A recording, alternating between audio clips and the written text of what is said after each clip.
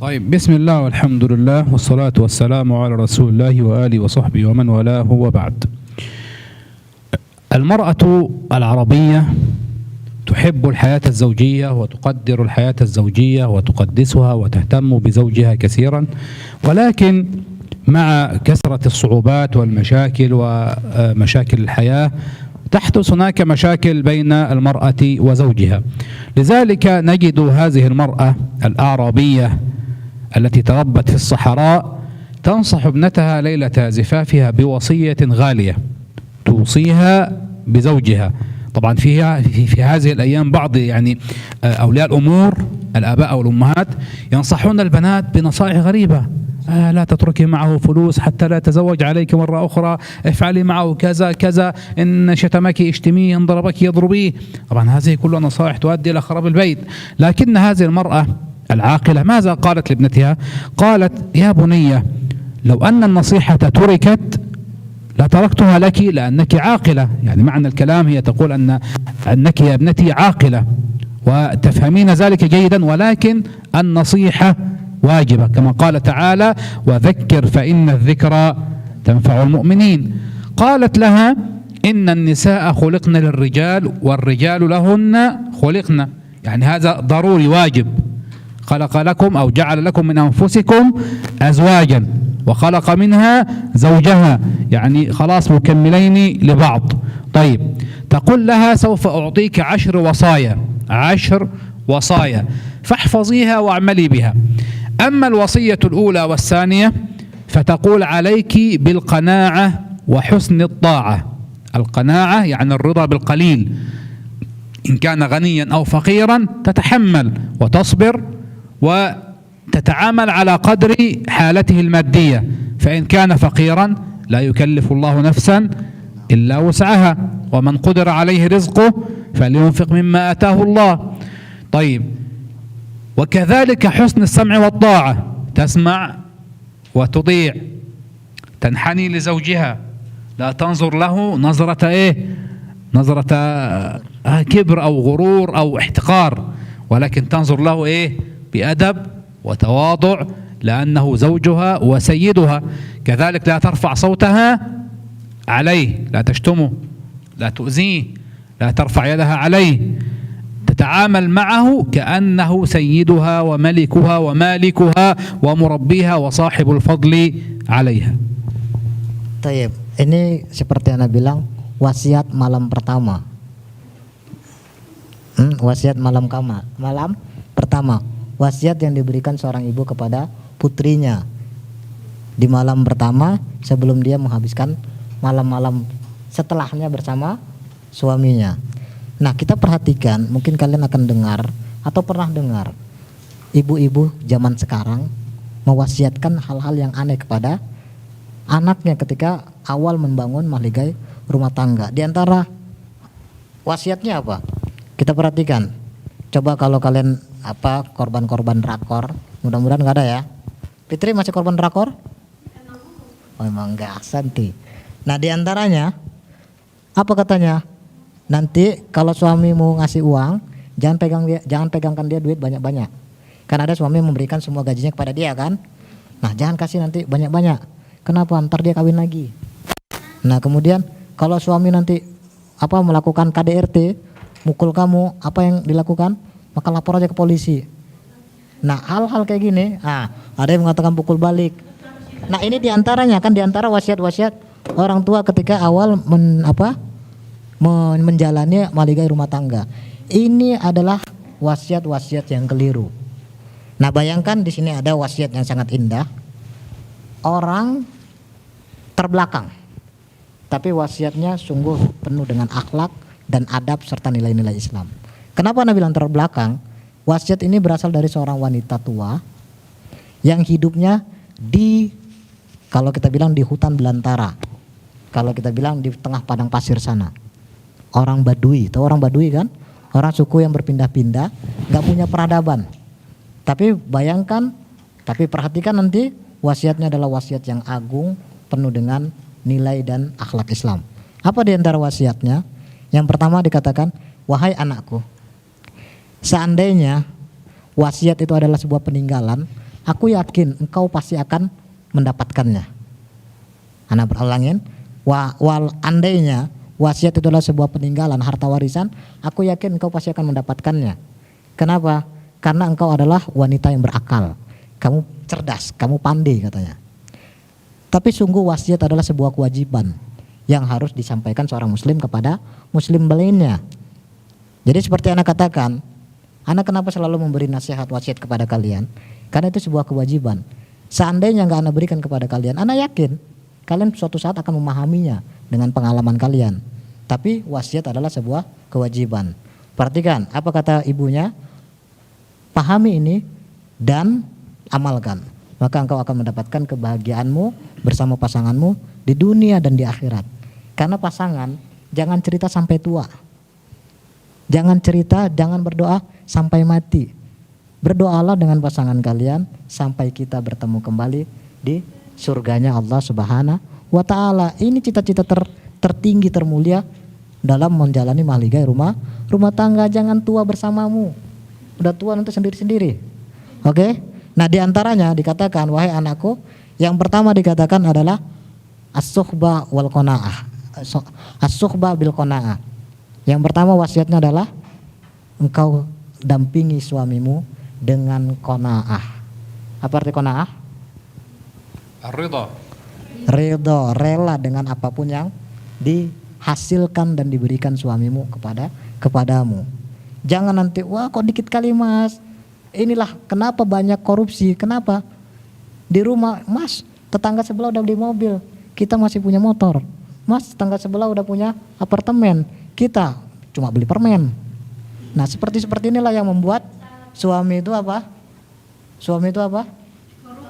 Korupsi atau melakukan hal-hal lainnya yang nanti akan memberikan dampak jelek. Kalian diberi makanan haram, maka dampingi suami dengan qanaah, keridhaan, rasa cukup. Dan diantaranya lain adalah al-muasyarah bi husnis sam'i wat ta'ah. Yang kedua adalah mempergauli suami dengan ketaatan, bermuamalah dengan suami dengan ketaatan yang sempurna. Jadikanlah dia raja. Ketika kalian dia jadikan raja, maka dia raja paham bagaimana memperlakukan ratunya. Paham kan? Ketika kalian menjadikan raja suami kalian, maka sang raja akan paham bagaimana memperlakukan ratunya. طيب الثانية أو الثالثة والرابعة التفقد لمواضع عينيه وأنفه. إذا دخل الرجل إلى البيت لابد أن يرى زوجته في أجمل حال، وإلا سوف ينظر في الخارج وسوف يبحث عن الثانية والثالثة وربما الرابعة، أو ربما يكلم البنات الغرباء عنه ويتواصل في علاقات محرمة كما يحصل الآن في الإنترنت مثلا. طيب لو أن الزوجة شغلت زوجها بهذا في البيت خلاص ولا ينظر في الخارج. كذلك الأنف كما قلنا منذ قليل، الرائحة الطيبة، يعني إن دخل الزوج إلى زوجته في البيت استغفر الله لا يتحمل رائحة، مشكلة صحيح، ورائحة الفم لا يستطيع. إذا لابد من سواك أو معجون وتغيير الرائحة والمنظر الحسن والكلمة الطيبة من المرأة لزوجها. Nah wasiat itu tadi yang pertama dan kedua ya. Wasiat ketiga keempat apa itu Nafisa? Nah wasiat ketiga dan keempat apa itu? Wasiat ketiga dan keempat menjaga, yang ketiga menjaga mata suaminya, yang keempat menjaga hidung suaminya. Tahu cara menjaganya? Tahu jaganya? Jadi perhatikan ya. Anak kasih sebuah gambaran sama kalian. المفروض هذا واضح يعني لا يحتاج إلى ترجمة أو شيء. لا ما يفهمون. أيوة أنا أتعامل بإشارة وهم يضحكون أنا أعرف يفهمون. Jadi menjaga mata suaminya bukan ditutup, tapi bagaimana mata suami kalian, calon pasangan kalian nantinya terjaga dengan hanya puas melihat kalian, merasa senang melihat kalian. Bukan nanti ketika melihat, na'udzubillah dia. Lebih parah lagi ketika dia melihat, a'udzubillahi minasyaitonirrajim. Jangan sampai seperti itu. Ada kan? Ada. Karena orang syaitan. Karena seperti dia melihat setan. Ada yang kayak gitu. Setan. Hati-hati. Ada kan yang kayak gitu kan? Seperti ada juga pernah anak sampai kepada anak, dia itu nggak mau lihat istrinya. Bayangkan dia datang ke rumah nggak mau lihat istrinya. Ya karena matanya nggak bisa dijaga dia. Artinya bukan suaminya nggak bisa jaganya. Sang istri tidak bisa menjaga mata suaminya. Ketika lihat dia udah enek aja. Ada seperti itu. Nah itu yang pertama. Yang ketiga, yang keempat menjaga hidung suaminya. Jangan sampai dia datang, masya Allah cakepnya gitu kan, cipika-cipike, terus tak diangkat, jangan sampai seperti itu, paham? Atau ketika cipika-cipike kan, papa, nah, kan cium kan, nah, kan ada kalau suami pulang rumah tuh, suami pulang rumah dari di luar buka pintu kan, papa gitu kan, udah teriak dia. Mending kalau bau jigong, takut jigong yang melompat. Nah hati-hati, dijaga hal ini. Karena tadi disampaikan di awal, pernah dikatakan persentase perceraian dikarenakan apa? Karena tidak bisa menjaga mata dan hidung pasangannya. Satu hal, bayangkan, ini anak sebagai seorang laki-laki ya, menyampaikan kepada kalian karena kepedulian, karena rasa cinta. Bayangkan ketika dia sampai di rumah tidak mendapati apa yang dia dapati di luar sana, kira-kira apa yang terjadi? Pinter Yana, cari yang baru, paham? Bayangkan. Rasulullah mengatakan, kalaulah kalian laki-laki ya melihat sesuatu yang membuat kalian bergairah terhadap perempuan-perempuan di luar sana, apa yang diperintahkan, apa yang dianjurkan? Cepat-cepat balik ke rumah. Karena apa? Apa yang kalian lihat di luar sana sama seperti yang kalian dapati nanti sama istrinya. Tapi bayangkan ketika sampai rumah, dia buka ketemu istrinya, a'udzubillahi minasyaitonirrajim. Kan nggak ketemu kan? Nah jadi jangan sampai seperti itu dijaga. طيب بعد ذلك قالت لها عليك مراعاة وقت طعامه وشرابه ومنامه، يعني لابد من الزوجة أن تراعي أوقات الطعام والشراب. يعني مثلا تخيل وأنت ذاهب إلى البيت، بعدما تدخل البيت تسأل عن الطعام، لا يوجد طعام مثلا، هذا مشكلة، هذا يصيبك بالغضب. طيب وأنت نائم توقظك ليلا مثلا، قم يا فلان أنا أريد كذا مثلا. تضييع الأوقات هذه وتنغيص الحياة بهذه المشاكل هذا يؤدي إلى غضب الزوج من زوجته. Nah berikutnya hal yang sederhana aja, yang kelima dan keenam. Pertama menjaga makanan pasangan, dan yang keenam menjaga waktu tidur atau waktu istirahat pasangannya. Kenapa? Karena kalau ini contoh, suami pulang dari mana-mana, suami yang baik itu ya, dan memang karena udah dibiasakan baik seperti itu, dia nggak akan jajan di luar. Jajan dengan makna denotasi, dengan makna yang benar ya, bukan jajan yang lain. Nah tapi makna yang benar, makna hakikat ini, jika tidak bisa dipenuhi, bisa jajan beneran dia nanti. Ya bisa jajan beneran. Kalau anak alhamdulillah ya, anak nggak hobi jajan. Walau di rumah nggak ada makanan, anak masak sendiri. Nah bayangkan kalau beberapa orang yang mungkin udah capek dia di rumah kan, lapar dia, terus dibuka sangi, tahu sangi kan? Tudung saji, yang ada ikan tinggal tulangnya. Kira-kira ketawa nggak dia? Kira-kira ketawa nggak? Ketawa, karena udah stres dia. Paham? Udah di luar kantor seperti itu, terus malah dia dapati di rumah seperti itu. آخر شيء قالت لها لا تفشين له سرا ولا تعصين له أمرا، بمعنى مثلا هو تكلم مع زوجته بكلمة هي تتصل: يا أمي زوجي قال لي كذا، يا أختي زوجي قال لي كذا، يا صديقتي زوجي فعل وفعل وكذا.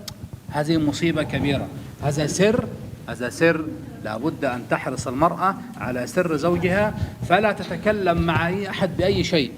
وأخيرا لا تعصين له أمرا، كوني سهلة لينة مجيبة طائعة حتى يستطيع زوجك أن يتواصل معك ويفهمك جيدا وتفهمينه جيدا، وتكون الحياة بينكما بإذن الله ميسورة وسهلة. Berikutnya mungkin yang terakhir adalah jangan pernah menyingkap rahasianya.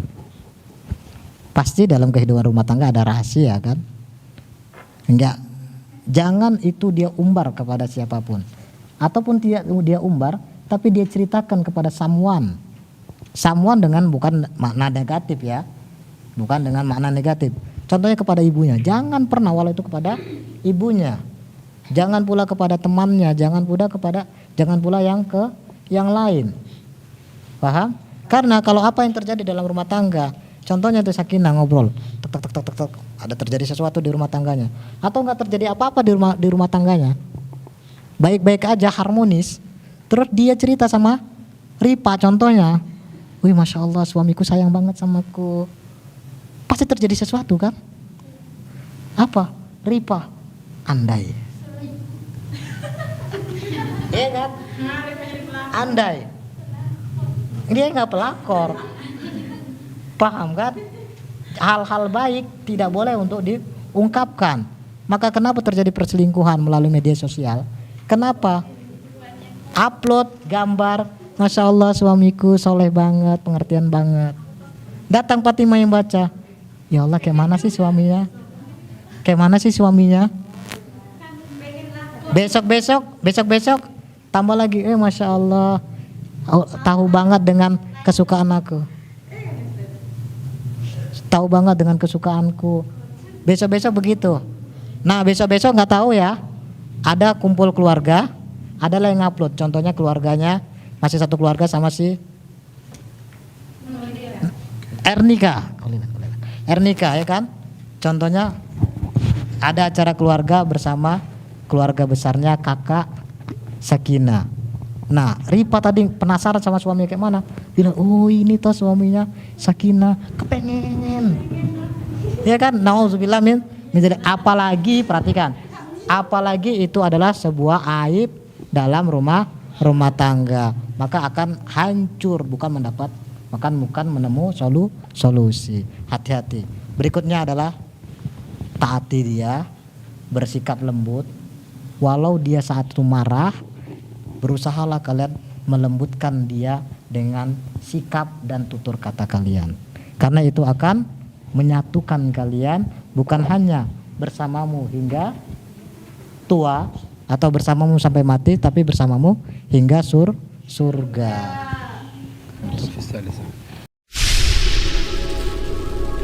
Ya